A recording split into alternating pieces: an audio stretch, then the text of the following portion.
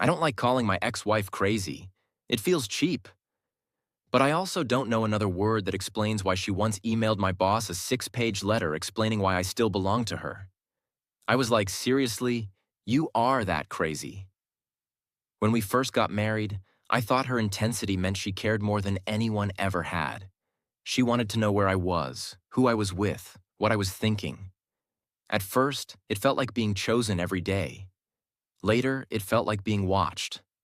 After the divorce, as I expected, silence, closure, normal sadness. Instead, she stayed. She knew when I bought new furniture because she said, "Just had a feeling."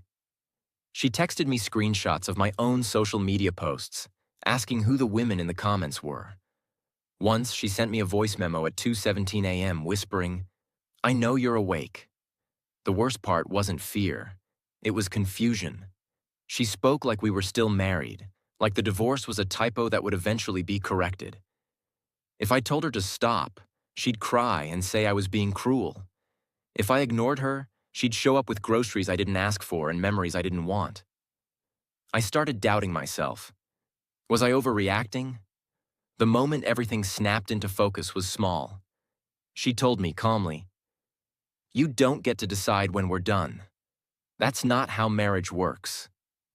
That's when I realized she wasn't missing me. She was missing control. I changed my number. I moved. I learned how to say no without explaining myself. And slowly, the noise faded. Sometimes I still think about her. Not with anger. Just with a quiet sadness for two people who loved each other in completely different ways. I don't hate her, but I don't let her